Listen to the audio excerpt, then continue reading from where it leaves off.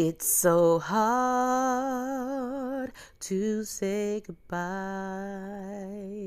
to yesterday.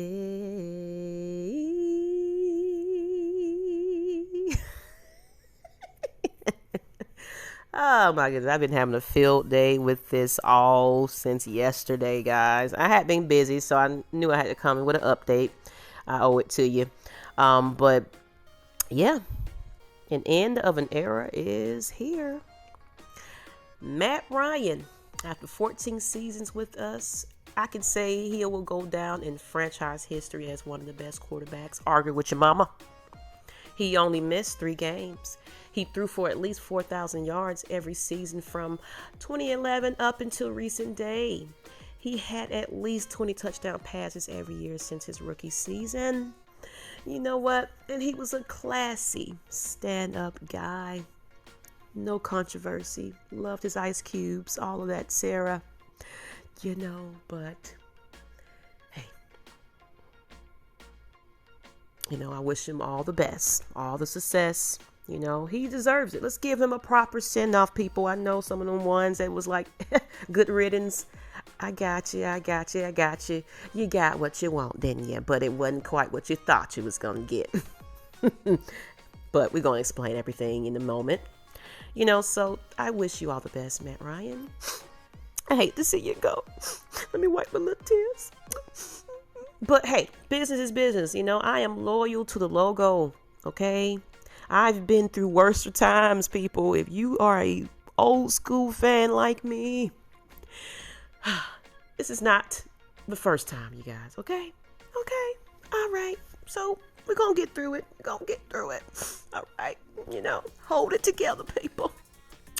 But as you know, last week, the Falcons and Ryan reportedly had pushed back his $7.5 million roster bonus due to the fact that we were in heavy pursuit for Deshaun Watson. But you already know how that situation went. He went to the money. He wanted his fully guaranteed contract. And we was like, oh no, we're not paying that. Sorry, sir. Can't do it. But that put our backs against the wall. Now that pushed back was giving, Matt Ryan some extra days to vet for his trade options. But the thing is, they were already having conversations about the status of Matt Ryan anyway. So it really wasn't a big surprise. It might have been a shock to us as a fan, but they were already giving Matt Ryan some options to weigh. Because one of the teams that were already in talks for Matt Ryan were the Colts, even before last week's debacle. But with this situation, it kind of pushed us in a sticky situation. And we had to publicly seek out a succession for plan for Matt Ryan, so it had to be done. I mean, come on, you can imagine, someone is saying, hey, I think we're going to go with another quarterback. I don't think you're going to feel confident enough to come back to a team and just play all in for them ever again. So it's business, people. It's business. But he has now been traded to the Colts for a 2022 third round pick, considering they didn't actually have a first round pick to give to us. So I think, even though it's like a low ball situation, I believe if they had a first rounder, we would have gotten him. And honestly, I really didn't recall any other teams really knocking the door down for Matt Ryan. So when your back's against the wall, you can only take what you can take at that point. But it's a win for Matt Ryan, but if you think about it, it's not really a bad situation for us either. Now, of course, after pursuing Deshaun Watson, it put us in a limited market, but I think that we'll come out in a better situation, especially next season. Now, there were rumors that Matt was asking for a new contract. Actually, according to sources, that wasn't a part of the equation. He just felt like his time had come to an end in Atlanta. Come on, you got to give it to him. At least he didn't cry and bitch and moan about it like some quarterbacks. He's a stand-up guy.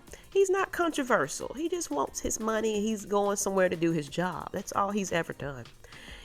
So when he got this trade with the Indianapolis Colts, he just felt like the Colts had a roster that's built to win now. And he didn't see it in Atlanta. And let's just face it, the writing were on the wall. The Falcons are just in a bad situations with these huge, horrible contract situations we were placed in. We can only do but so much, So speaking of that, the Falcons have $40 million in dead cap money to contend in its aftermath of Matt Ryan's trade, but is actually saving us about $8 million though. From his previous contract situation. Now, it's still the largest in NFL history, but with this trade with the Colts and them essentially taking his contract over, he is actually completely off the books after this 2022 season. So if you look at it like that, it's not really a terrible situation, you guys, because right now the Falcons currently have $62 million in dead money for this season. And that's the biggest hits, of course, includes Matt Ryan, Julio Jones, Fowler, and Tyler Davison. So it is what it is. What can you do at this point? But look better for the future, you guys, or you never know. We actually brought in someone to fill in for the quarterback position, and that was Marcus Mariota. Now, he's here for 2 seasons as they gave him a contract of 2 years of $18.75 million.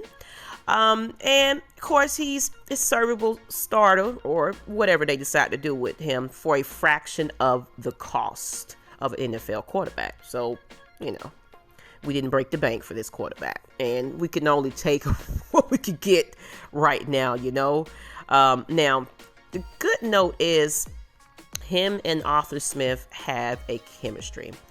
He's familiar with his offensive scheme. On multiple times they worked together in capacities in the few 5 years they worked together when they were with the Titans, including 6 games as a starter during the 2019 season.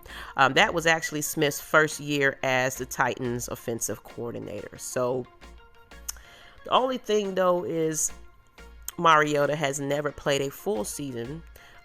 He spent the last 2 seasons with the Las Vegas Raiders as he was dealing with numerous injuries. He only appeared in 1 game in 2020 and 10 games in 2021. So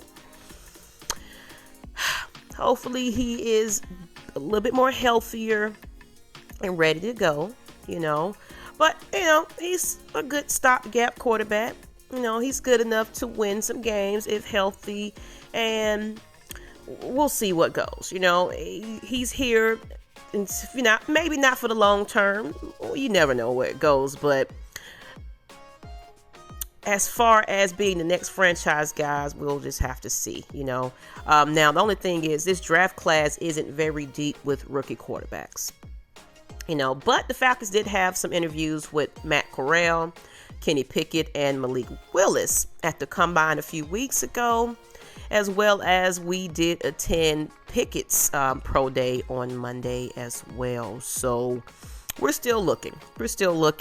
So, don't fret, everybody. Get out your feelings about the situation.